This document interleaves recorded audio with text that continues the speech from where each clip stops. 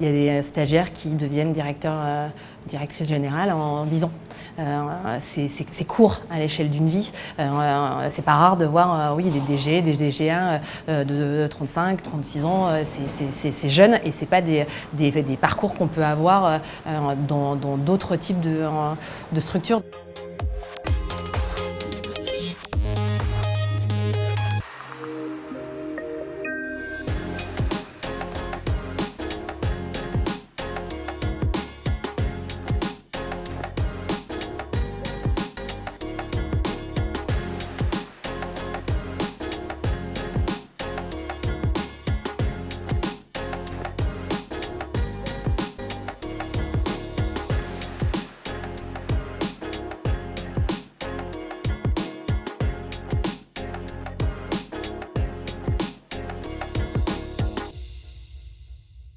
Est-ce que l'attractivité des agences sur le marché de l'emploi est en baisse et comment est-ce que vous l'expliquez ? Je ne sais pas si elle est en baisse, parce que je pense que les métiers d'agence restent quand même des métiers de passion qui attirent encore beaucoup.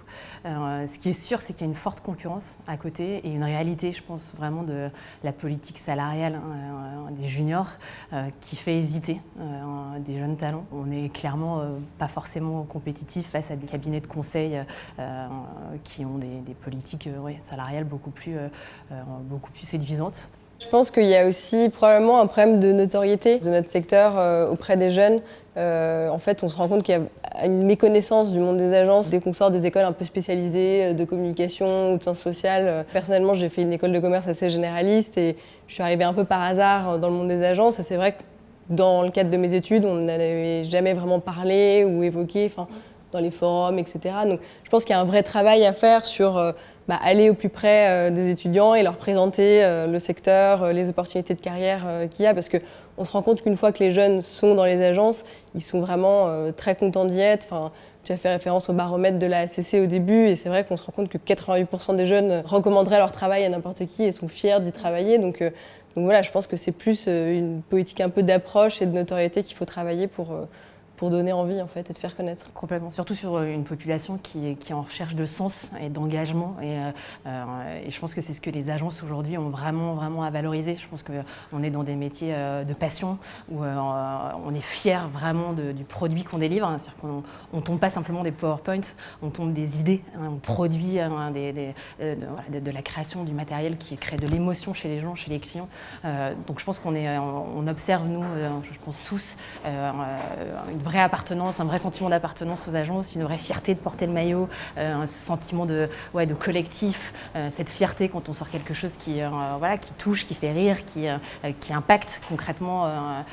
Et ça, c'est ce que d'autres métiers n'ont pas à offrir. Je pense qu'aussi, il y a peut-être un sens de la hiérarchie qui est moins structuré et moins lourd que dans d'autres structures. Quand on bosse en agence, en fonction des sujets, on peut se retrouver très rapidement dans des réunions avec des grands patrons, des personnes importantes.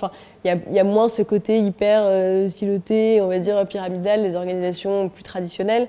Et donc du coup, ça c'est super enrichissant. Quand on regarde, on va dire ce que recherchent les jeunes aujourd'hui quand ils cherchent un boulot, il y a aussi ce côté reconnaissance, cette volonté de monter vite et de travailler avec des gens inspirants. Et je pense que n'importe qui, en étant jeune, en agence, a déjà travaillé sur un appel d'offres, un gros sujet client dans lequel il y avait le patron de l'agence, le directeur de création, etc. Et donc on n'a pas besoin d'attendre de faire 5 ou 10 ans dans la même boîte pour avoir le droit d'être invité à ces réunions, entre guillemets. Donc ça c'est un atout aussi, parce que c'est plus agile, plus flexible et c'est super enrichissant. En tout cas, on apprend vite, on se nourrit des autres.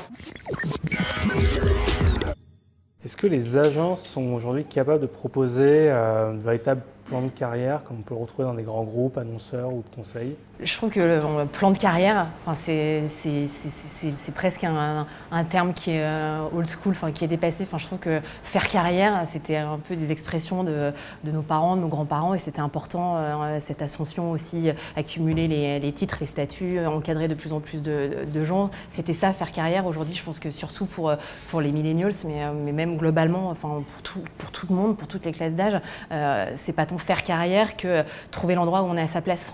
où on est à sa place, où on prend du plaisir, et où donc, parce qu'on est à sa place et qu'on prend du plaisir, on a envie de progresser, de s'épanouir, et c'est ça qui est le moteur le plus puissant pour progresser dans n'importe quel métier.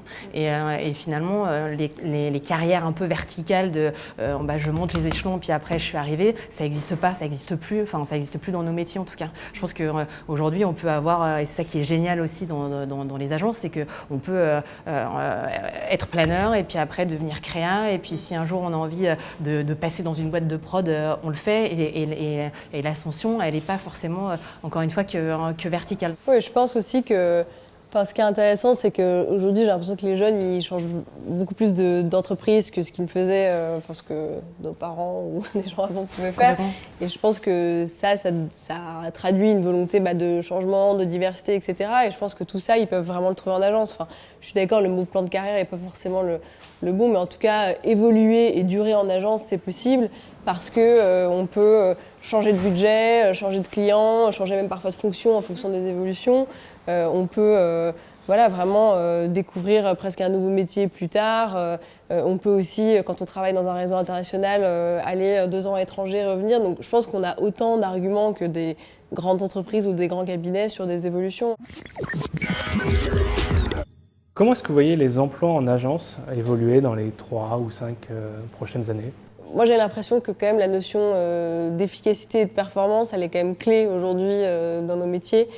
Évidemment, on reste une industrie de la créativité, des idées, mais je pense que de plus en plus, on demande aux agences de garantir, ou en tout cas de mieux intégrer peut-être une dimension un peu de science, d'analyse de data, etc., pour s'assurer de l'efficacité des idées et des campagnes qu'on va sortir. Donc ça, on peut le voir.